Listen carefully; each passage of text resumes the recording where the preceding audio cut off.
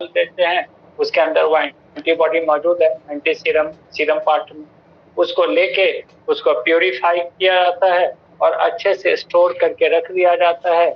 जैसे कि कोई पर्सन कभी इन्फेक्टेड हो उस बीमारी से तो उसमें वो डाल दें। तो अभी जो मार्केट में हम लोग जो दवा लेते हैं ज्यादातर, जो भी पैसिव इम्यूनिटी के लिए, तो उसमें यही एंटीसीरा इस्तेमाल किया जाता है। अब इसमें क्योंकि ये ठीक से प्यूरिफाई किया गया है, इसमें किसी और दूसरे इन्फेक्शन का चांस नहीं है, रखा भी गया है ठीक से, इसको प्यूरिफाई करके अच्छे से स्टोर करके रखा गया है। That's why it is commercially use, और बहुत बड़े पैमाने पे बनाते हैं। Hyper immune antisera are produced on large scale for commercial use और commercial utility. So convalescent antisera are derived from the blood of the chronic patient, whereas the hyperimmune antisera are produced in the cattle or horses, etc., and are derived from the blood of the horses. They are well purified and well stored, and they are commercially used to treat any type of disease in human population. तो ये दो तरह का antisera या antibody बता दिया, convalescent antisera और convalescent antibody. अब हम लोग बात कर रहे थे वैक्सीन का। जो वैक्सीनेशन प्रोसेस स्टार्ट किया था एडवर्ड जेनर साहब, तो बड़ा अच्छा तरीका है वैक्सीन कि पहले ही से तैयार कर दे, कोई इन्फेक्शन हो ही नहीं, जिस बीमारी का ज्यादा खतरा है उसी बीमारी का पॉजिटिव एजेंट थोड़ा डाल दें। तो आप देखिएगा जब वैक्सीन लिया जाता है या बच्चे वगैरह में वैक्सीन देते हैं, हम लोग भी लिया कोरोना में, तो वैक्सीन लेने के बाद फीवर आता है, बुखार आता है, थोड़ा तरह तरह का परेशानी होगा। वो क्यों? बिकॉज वो जब वायरस बॉडी के अंदर गया तो बॉडी उसके लिए इम्यून सिस्टम अब उसके लिए रिएक्ट करे। अगर मान लो कोई वैक्सीन लिया, उस पर कोई असर नहीं है, उसको ना कोई बुखार हुआ ना कोई तरह का कोई तकलीफ हुआ, इसका मतलब है वैक्सीन का असर नहीं। तो वैक्सीन जो है इसमें 3 जनरेशन है, first generation, second generation, third generation. First generation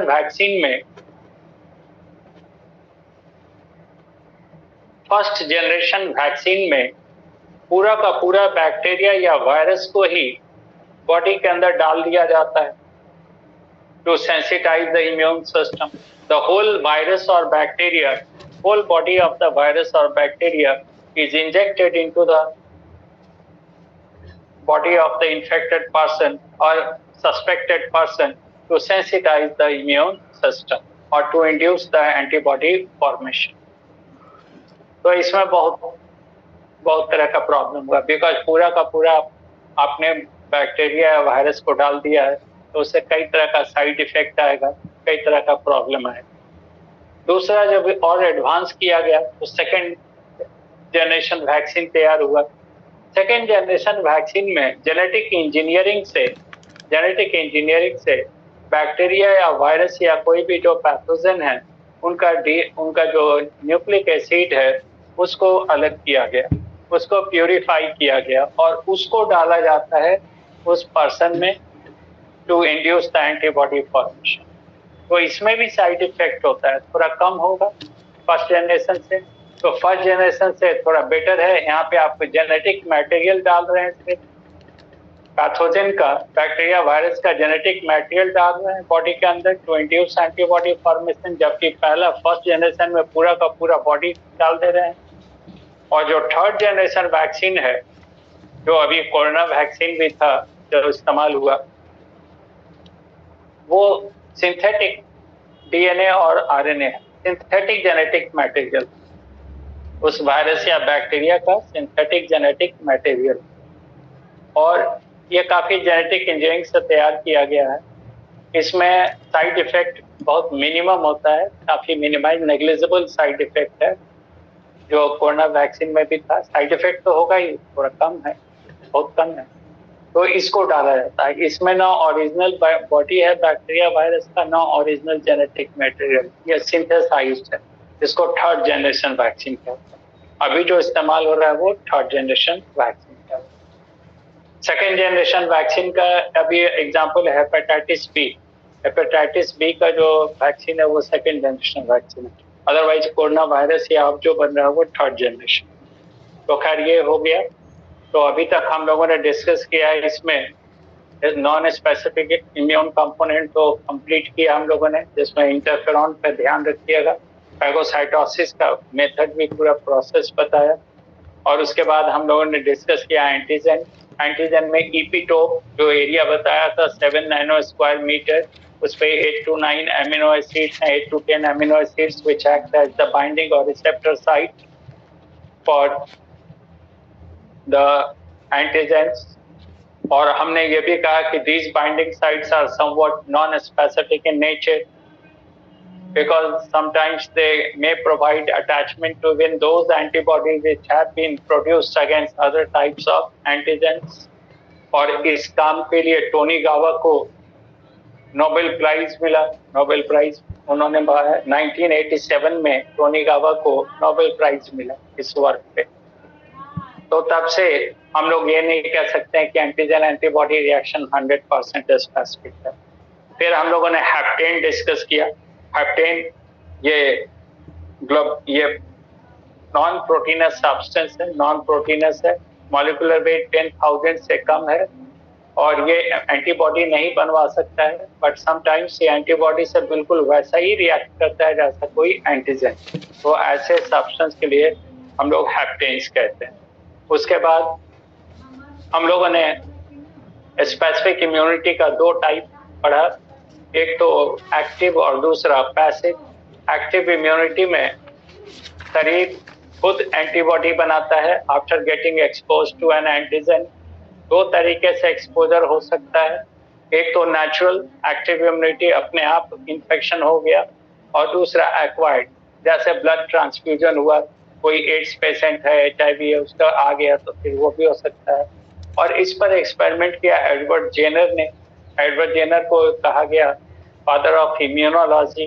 उन्होंने काउपॉक्स वायरस काउ से निकाला, डाल दिया एक ह्यूमन के ब्लड में, और जब उसके अगेंस्ट में एंटीबॉडी बन गया तो फिर उन्होंने डाल दिया स्मॉल पॉक्स वायरस को, और पाया कि उस पर्सन को स्मॉल पॉक्स नहीं हुआ।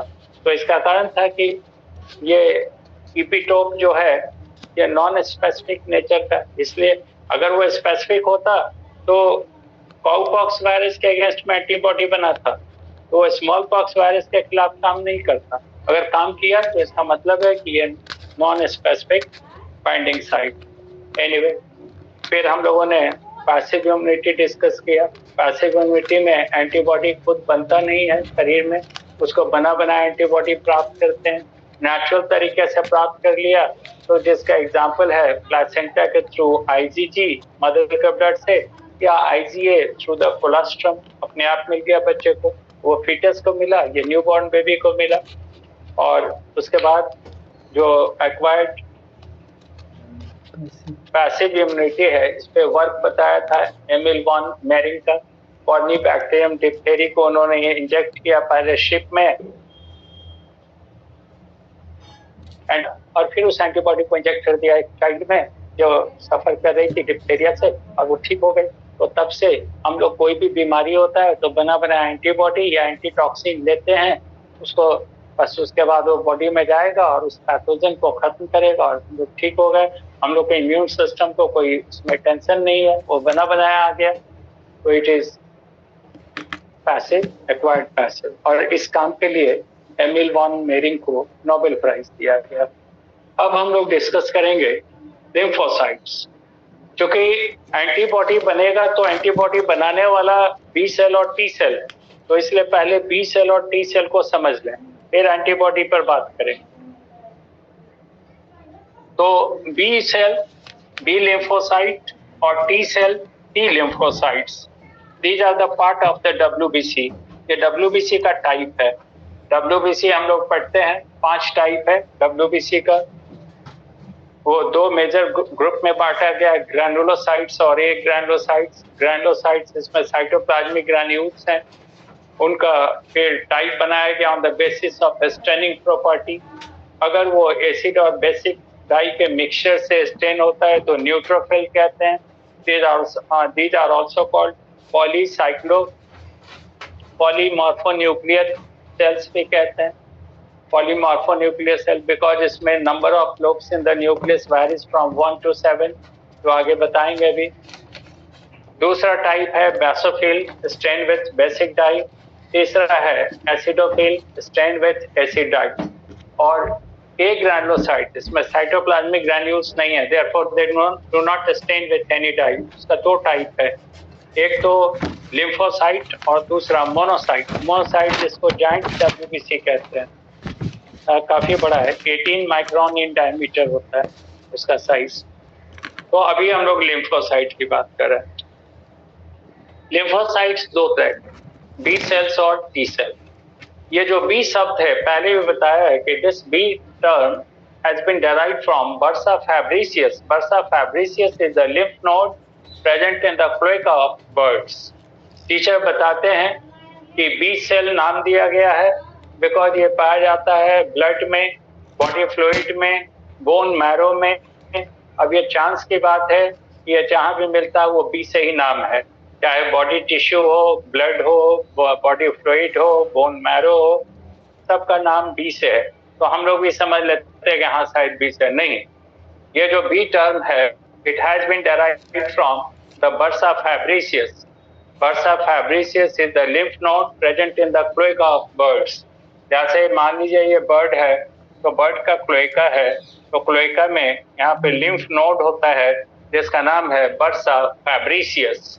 और बर्सा फैब्रिस पहले मानते थे लोग, सभी लोग मानते थे कि जो लिम्फोसाइट्स हैं they are specialized or they are differentiated within the thymus।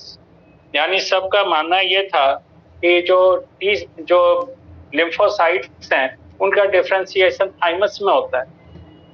पहली बार बर्ड के क्लोएका में बर्सा फैब्रिसियस जो लिम्फ नोड है, वहां पे पहली बार डिफरेंशिएशन देखा गया लिम्फोसाइट का, और तब से हर वो लिम्फोसाइट जो थाइमस के बाहर डिफरेंशिएटेड होता है उसके लिए टर्म यूज किया गया B cell. B for bursa fabricius और T for thymus. T term आता है थाइमस के लिए। तो B cell and T cell. अब देखें, ये जो बी सेल्स हैं इनका जो प्री प्रोसेसिंग होता है वो स्टार्ट होता है during the second trimester within the liver. बच्चा फीटस जो डेवलप हो रहा है मदर के यूट्रस में, वो इसका सेकेंड ट्राइमेस्टर कहने का मतलब है कि प्रेगनेंसी 9 मंथ 10 डेज का, उसको 3 हिस्से में बांटते हैं। हर पार्ट को कहते हैं ट्राइमेस्टर। ट्राइमेस्टर मतलब 3 महीने।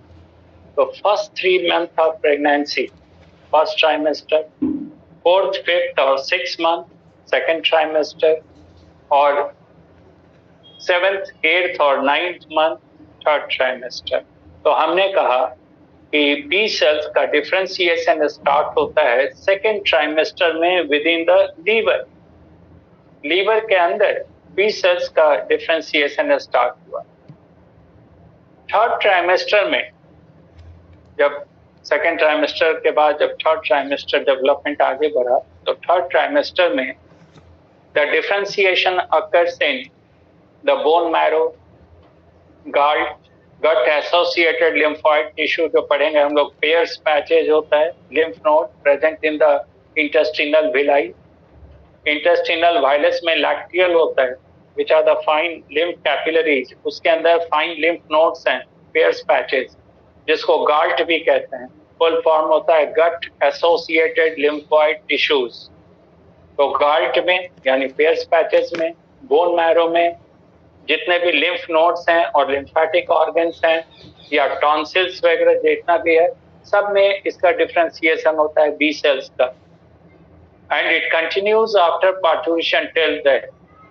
तो फर्स्ट द प्री प्रोसेसिंग और differentiation of the B cells starts in the second trimester within the liver of the fetus, and during third trimester differentiation occurs in the lymph nodes, lymphatic organs, the bone marrow, the galt, Peyer's patches, etc., and it continues after parturition till death. और दूसरा है T cells. T term for thymus, T term आता है thymus के लिए। तो differentiation और pre processing of T cells occurs in thymus. ये डिफरेंशिएशन कहाँ पे होता है? थाइमस में। और थाइमस हम लोग पढ़ेंगे, एंडोक्राइन सिस्टम में पढ़ाएंगे थाइमस ग्लैंड। थाइमस ग्लैंड काफी बड़ा ग्लैंड होता है। ये पूरा थोरैसिक रीजन में, वेंट्रल साइड में, जब यहाँ से स्किन को काटिएगा तो पहला जो नजर आएगा थाइमस। थाइमस को हटाएंगे तब उसके अंदर नीचे हार्ट और लंग्स दिखेगा। ऊपर की ओर थाइमस नेक रीजन को टच करता है, थायराइड को टच करता है, नीचे डायफ्राम को टच करता है, और लैटरली ये कवर कर लेता है दोनों लंग्स को। काफी बड़ा ग्लैंड होता है, काफी डेवलप होता है छोटे बच्चे में। इम्यूनिटी ग्लैंड भी कहेंगे उसको। तो थाइमस में डिफरेंशिएशन होता है during the third trimester. Differentiation of T cells occurs in the thymus during third trimester and also in the early childhood. बच्चा जो जन्म लिया उसके शुरुआत में भी 1.5-2 साल 3 साल तक ये डिफरेंशिएशन जारी है। इसलिए क्वेश्चन आता है, आगे हम लोग पढ़ेंगे अभी थाइमस ग्लैंड में डिस्कस करेंगे। If the thymus is removed in the early childhood, then what will happen? अगर छोटे बच्चे में थाइमस को हटा दें तो क्या होगा? तो loss of immunity, because T cells differentiated नहीं होगा तो बी सेल एंटीबॉडी नहीं बनाएगी। बी सेल का काम है एंटीबॉडी का निर्माण कर। इस प्रोसेस को कहते हैं ह्यूमोरल इम्यूनिटी, शॉर्ट में कहते हैं एचआई। तो B cells produce antibody. This phenomena is called humoral immunity, HI, whereas the T cells help the B cells in the formation of antibody. This phenomena is called CMI, cell mediated immunity. तो जाहिर सी बात है, अगर T cell differentiated नहीं है तो B cell antibody बना नहीं सकता है, इसलिए लॉस ऑफ इम्यूनिटी। तो ये बी सेल और टी सेल। अब टी सेल का कुछ टाइप है।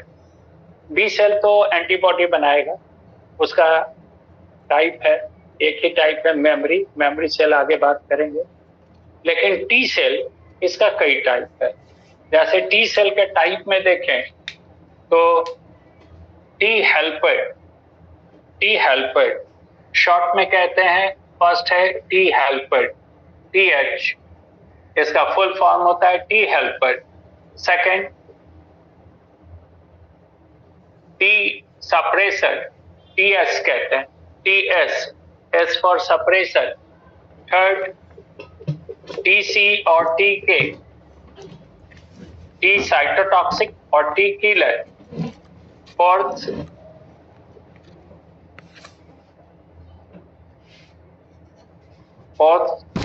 T helper, T suppressor, TC और TK और साइटोटॉक्सिक। और फोर्थ है T मेमोरी। तो T helper, TH. If the whole immune system is a lock, यह मेरा अपना डिफिनीशन है, बराबर हम बोलते हैं। If the whole immune system is a lock, the key is T helper.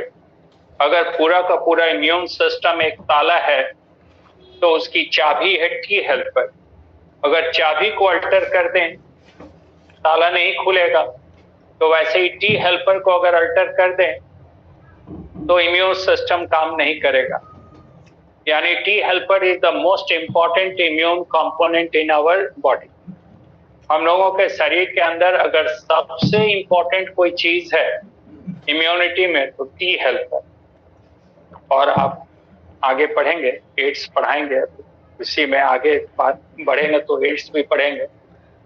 तो एड्स का पॉजिटिव एजेंट है HIV, human immunodeficiency virus, HIV।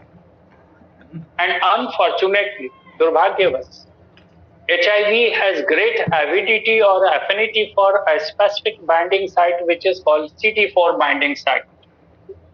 एक खास तरह का बाइंडिंग साइट है, नाम है CD4 बाइंडिंग साइट। और इस बाइंडिंग साइट के लिए एड्स के वायरस का, HIV का काफी ज्यादा लगाव। And unfortunately, the CD4 binding sites are present over the T helper. ये बाइंडिंग साइट्स मौजूद है T हेल्पर पे और कहीं नहीं। तो इसलिए HIV का जब इन्फेक्शन होगा तो सीधा जाता है T हेल्पर से अटैच होगा और कैसे टी हेल्पर को इनएक्टिव कर देगा वो आगे हम लोग पढ़ेंगे, आगे बात करेंगे डिटेल। तो एड्स के कंडीशन में टी हेल्पर का डिस्ट्रक्शन स्टार्ट हो जाता है। अब अगर चाबी डैमेज हो रहा है तो ताला कैसे, टी हेल्पर डैमेज हो रहा है तो इम्यून सिस्टम काम नहीं करेगा। तो नतीजा है कि फ्री फॉर ऑल कंडीशन, कोई भी मामूली बैक्टीरिया वायरस कोई भी बॉडी के ऊपर अटैक हो तो अभी भी अटैक कर रहा है, सैकड़ों हजारों वायरस बैक्टीरिया हर दिन बॉडी पे अटैक कर रहा है, लेकिन हम लोग का इम्यून सिस्टम स्ट्रांग है तो हम लोग बीमार नहीं पड़ रहे हैं। जैसे थोड़ा भी इम्यून सिस्टम कॉम्प्रोमाइज हो जाता है, थोड़ा भी वीक हो गया, बीमार हो गया, सर्दी खांसी बुखार होता रहता है लोगों को, तो अटैक तो हो ही रहा। लेकिन एड्स के पेशेंट में अब जब टी हेल्पर ही नहीं है तो एंटीबॉडी बनेगा क्या? इसीलिए एक मामूली इन्फ्लुएंजा वायरस भी अगर एड्स के पेशेंट में चला गया तो उसके खिलाफ इम्यूनिटी डेवलप नहीं होगा और उसका हो सकता है डेथ हो जाए सिर्फ इन्फ्लुएंजा से, उसी से उसका डेथ हो जाएगा, बचेगा नहीं। क्वेश्चन इस पर आता भी कि इंडिया में एड्स के पेशेंट का सबसे ज्यादा डेथ किससे होता है? तो आंसर है ट्यूबरकुलोसिस। आगे पढ़ेंगे टीबी। तो टीबी का इन्फेक्शन इंडिया में सबको है, हम लोग को भी है, सबको है, आपको भी होगा। तो देखिएगा कि टीबी का जब जांच कराइएगा तो टी पॉजिटिव, तो उसके लिए पॉजिटिव लगभग सब लोग हैं, कभी ना कभी सबको इन्फेक्शन हो गया, लेकिन एंटीबॉडी बना हुआ है, इसलिए हम लोग उसके लिए कोई बीमार नहीं हो रहा है। कोई नया आदमी जिसको कभी इन्फेक्शन एक्सपोजर नहीं हुआ है टीबी के बैक्टीरिया का, वो अगर आ गया, तो खासकर उस एरिया में जहाँ हम लोग पढ़ाते हैं, तो वहाँ पे गंदगी इतना है और इन्फेक्शन इतना ज्यादा है कि वो उसको इन्फेक्शन होगा और उसके शरीर में एंटीबॉडी है भी नहीं तो बचेगा भी नहीं। कहने का मतलब है कि फ्री फॉर ऑल, जितना कॉमन टाइप का बैक्टीरिया वायरस पैथोजन हो सकता है सब उस पर अटैक करेगा, उसका डेथ और उसका डेथ हो जाए। क्यों? बिकॉज टी हेल्पर उसमें नहीं। टी हेल्पर कैसे काम करता है वो एंटीबॉडी फॉर्मेशन में हम लोग डिस्कस करेंगे डिटेल। दूसरा है टी सप्रेसर। टी सप्रेसर हम लोग कहते हैं T helper switches on the immune system. जैसे फैन चलाना है तो स्विच ऑन कर दिया, फैन स्टार्ट हो गया। अगर इम्यून सिस्टम में एंटीबॉडी बनवाना है, टी हेल्पर एक्टिव करवा दिया। लेकिन अगर इसको रोका नहीं जाए इम्यून सिस्टम को, तो इम्यून सिस्टम अगर ओवर वर्क करने लगेगा, ज्यादा एंटीबॉडी बनाने लगेगा, तो फिर उल्टा हो जाएगा। तो फिर जब बहुत ज्यादा एंटीबॉडी बनेगा तो इट में cause allergy like condition, allergy के जैसा कंडीशन हो जाएगा, हाइपर सेंसिटिविटी में पड़ेंगे। तो इसलिए जरूरी है कि सही समय पे अगर फैन को स्विच ऑन किया है तो सही समय पे उसको बंद भी कर दें। तो जैसे एंटीबॉडी बनवाने का काम है टी हेल्पर का, और बहुत ज्यादा एंटीबॉडी नहीं बने, हाइपर इम्यूनिटी या एलर्जी नहीं हो, उसके लिए सही समय पे उसको रोकने का काम होता है टी सप्रेसर में। अगर टी सप्रेसर में प्रॉब्लम आ गया तो हाइपर सेंसिटिविटी या एलर्जी कंडीशन होता है, एलर्जिक हो जाते हैं। तीसरा है टीसी और टी के, और एक और है टी डिलेड। 5 टाइप होता है। तो एक है टी डिलेड हाइपर सेंसिटिव। अब देखिए टीसी और टी के, टीसी टी साइटोटॉक्सिक और टी किलर। अभी थोड़ी देर पहले हम लोग बात कर रहे थे नेचुरल किलर सेल का, एनके सेल, यही एनके सेल। उसने बताया था कि जब कोई पैथोजन आएगा एनके सेल उससे अटैच हो जाएगा, उसके सरफेस पे रिलीज करेगा, उसके सरफेस पे रिलीज करेगा परफोरिन, और परफोरिन उसके सरफेस को परफोरेट करेगा और उससे वो टॉक्सिक केमिकल रिलीज कर देगा पैथोजन में, पैथोजन का डेथ हो जाएगा। तो इसलिए उसको टी किलर कह रहे हैं। यही natural killer cell T killer, और टी साइटोटॉक्सिक बिकॉज वो टॉक्सिसिटी कॉज कर रहा है, डेथ कर रहा है पैथोजन का। तो टी साइटोटॉक्सिक और T killer directly destroy the pathogen, वो पैथोजन को डायरेक्टली नष्ट करता है by getting attached to the surface of pathogen and releasing the factor called perforin, which causes perforations in the surface through which it releases the toxic chemical which ultimately causes the destruction of the whole pathogen. तो ये हो गया. अब TD देखें, T delayed hypersensitivity. अब hyper sensitivity तो आगे पढ़ेंगे, पहले तो एंटीबॉडी पढ़ लें, तब उसके बाद पढ़ेंगे एलर्जी पढ़ेंगे. तो एलर्जी में दो मुख्य प्रकार है. एक तो है कि अगर आपको कोई आया एक्यूट एलर्जी वगैरह में, जब जैसे तुरंत होता है, इमीडिएट होता है, तो जैसे कुछ खा लिया या कोई चीज एलर्जन आ गया शरीर में, तो लगभग आधे घंटे के अंदर पूरा एकदम तुरंत कुछ मिनटों के अंदर उसका असर आने लगेगा, पूरे शरीर के ऊपर परेशान हो जाएगा. तो तुरंत असर होता है. और एक होता है कि डिलेड होता है, जैसे आज कुछ खा लिया या आज कोई कपड़ा पहन लिया, उससे एलर्जी हुआ, तो सिम्टम आपको आएगा 24 घंटा से 48 घंटे के बाद. वहां पे जलन होगा या खुजलाएगा या वहां पे रेडनेस होगा, या अगर कुछ खा लिया है तो पेट में प्रॉब्लम आएगा. वो सब 24 घंटे से 48 घंटे के बाद उसको डिलेड हाइपर सेंसिटिविटी कहते हैं. और हम लोग पढ़ेंगे डिलेड हाइपर सेंसिटिविटी में. आप आगे जब एंटीबॉडी का टाइप पढ़ेंगे तो एंटीबॉडी के टाइप में IgE it is responsible for the hyper sensitivity और डिलेड हाइपर सेंसिटिविटी. कैसे बनेगा वो बात करेंगे. एंटीबॉडी का भी टाइप होता है, गामडे कहते हैं. गामडे ये डिक्रीजिंग कंसंट्रेशन है एंटीबॉडी का. IgG, IgA, IgM, IgD, IgE. सबसे ज्यादा है IgG और सबसे कम है IgE. तो IgE नॉर्मल कंडीशन में हम लोग में सबसे कम है, लेकिन जब एलर्जी लाइक कंडीशन होगा तो सबसे ज्यादा नंबर इसका बढ़ेगा. और यही कॉज करता है delayed hyper sensitivity. T memories में पढ़ेंगे, सॉरी TT. अब आता है मेमोरी, टी मेमोरी. आप तो समझ भी रहे होंगे, मेमोरी यानी याददाश्त. जब कभी आप कहीं जा रहे हैं, कोई अचानक आप पे अटैक करता है, तो आपको तो नहीं पता कि कौन दुश्मन है कौन दोस्त है. पहले अचानक आप तैयार नहीं है तो हो सकता है आपको पीट दे. आप जब तक सोचे कि क्या हो रहा है, तब तक आपकी पिटाई हो जाए. तो पहली बार तो धोखा हो गया, पीट गया. लेकिन अब उसको पहचान लिया दुश्मन को. अब अगर दूर से ही दिखेगा तो पहले से तैयार होंगे उससे फाइट करने के लिए. तो वही हाल हम लोगों के बॉडी का या इम्यून सिस्टम का है. जैसे कोई बैक्टीरिया वायरस पहले अटैक किया तो हम लोग का इम्यून सिस्टम अभी तैयार नहीं है, अचानक धोखा हो गया, आया अटैक किया, डिजीज कॉज कर दिया. लेकिन अब हम लोगों के पास ये जो टी मेमोरी सेल्स हैं, and memory cells are both T cells and B cells. इस पर भी क्वेश्चन सीबीएसई मेडिकल में आ चुका है कि मेमोरी सेल्स टी सेल्स है, सिर्फ बी सेल्स है, बोथ है तो बोथ. तो ये जो मेमोरी सेल्स हैं which are both T and B cells, they recognise the pathogen. जैसे कोई इंफेक्शन हुआ, डिजीज हुआ, तो हम लोगों के बॉडी के अंदर जो मेमोरी सेल्स हैं उस पैथोजन को पहचान लेगा, रिकॉग्नाइज कर लेगा और इम्यून सिस्टम को तैयार कर देगा.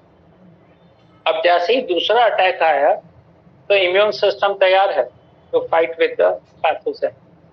And sometimes ये जो memory cells हैं they remain throughout the life. तो लाइफ टाइम इम्यूनिटी प्रोवाइड करने में मेमोरी सेल्स का बहुत इंपॉर्टेंट रोल.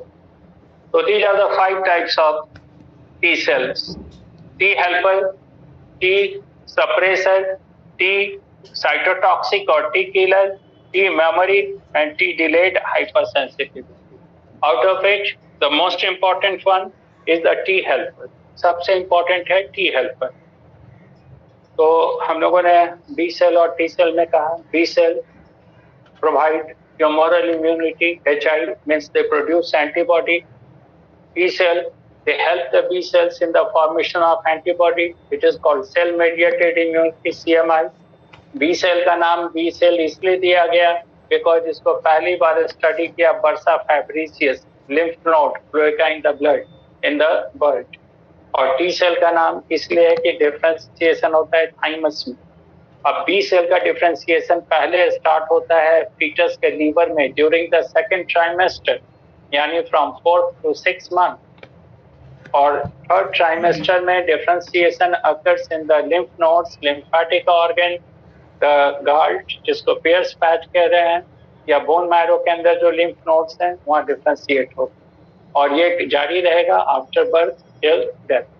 और टी सेल का डिफरेंशिएशन स्टार्ट होगा थर्ड ट्राइमेस्टर में इन द थाइमस, और अर्ली स्टेज में भी रहेगा बच्चे में, और उसके बाद फिर धीरे धीरे थाइमस डिजनरेट होता है, थाइमस में होता है कि तो टी सेल का डिफरेंशिएशन जितना भी होना होता है सब बच्चे में हो जाता है। अगर बचपन में डिफरेंशिएशन नहीं हुआ, थाइमस डैमेज हो गया, तो इम्यूनिटी डेवलप नहीं होगा उस बच्चे या उस पर्सन। तो ये तो हम लोगों ने डिस्कस किया। अब इसमें हम लोगों को आगे डिस्कस करना है एंटीबॉडी, एंटीबॉडी का structure, types of antibody, antibody का फॉर्मेशन कैसे होता है वो डिस्कस करेंगे। फिर इसे में हम लोग मोनोक्लोनल एंटीबॉडी देखेंगे, मोनोक्लोनल एंटीबॉडीज कैसे फॉर्म करता है, और इसी में आगे डिस्कस करेंगे हाइपर सेंसिटिविटी डिस्कस करेंगे। और हाइपर सेंसिटिविटी के साथ ये तो इम्यूनिटी खत्म हो जाएगा, लेकिन उससे रिलेटेड चीज है, जैसे आगे रिलेटेड हम लोग डिस्कस करेंगे RH फैक्टर। तो RH फैक्टर तो ब्लड से रिलेटेड है, उस पर बात करेंगे। RH फैक्टर के साथ साथ फिर और भी हम लोग देखेंगे, एमनियोसेंटेसिस है, वो सब डिस्कस करेंगे। और फिर उसके बाद डिजीज है, डिजीज में एक तो कैंसर है जो न वायरल है न बैक्टीरियल है, तो कैंसर है उसको डिस्कस करेंगे। एड्स है वो वायरल डिजीज है, और फिर उसके बाद नॉर्मल जितना भी वायरल डिजीजेज है, कॉमन या कॉमन बैक्टीरियल डिजीज है। प्रोटोजोन डिजीजेज में मलेरिया पैरासाइट बहुत इंपॉर्टेंट है, उसका लाइफ साइकिल डिटेल पढ़ेंगे। और हेलमिंथिक डिजीजेज में एस्केरिस का लाइफ साइकिल राउंड वर्ड वो बहुत इंपॉर्टेंट है, और साथ साथ रैक्टीनिया सोलियम और ऊचेरेरिया बैंक्रॉफ्टी फाइलेरिया वन। उसके बाद हम लोग इसमें डिजीज में डिस्कस करेंगे मेंटल इलनेस, यानी ये तो शारीरिक बीमारी है, मानसिक बीमारी भी है, वो डिस्कस करेंगे। और मेंटल इलनेस के बाद हम लोग पढ़ेंगे ड्रग और एडिक्शन, जिसमें अल्कोहलिज्म वगैरह आएगा, या कैनाबिनॉइड ड्रग्स और ये सब ऑपोइड ड्रग्स, ये सब डिस्कस करें। तो हमको लगता है ये सब इसी वैकेशन में खत्म हो जाएगा, और इसी वैकेशन में हम लोग फिर स्टार्ट भी कर देंगे एंडोक्राइन वैक्सीन। ठीक है, तो कल कुछ लोगों का ऑब्जेक्शन है कि 4 नहीं 3:30, तो कल 3:30 से लेकर 5:30 होगा, 5:45 भी जा सकता है। 2 घंटे से ज्यादा का ही क्लास लेंगे कल। फिर आज भी तो 2 घंटा करीब करीब हो ही रहा है, कल पढ़ा सकते हैं, कुछ को अभी ऑब्जेक्शन हो जाएगा। ठीक है, थैंक यू।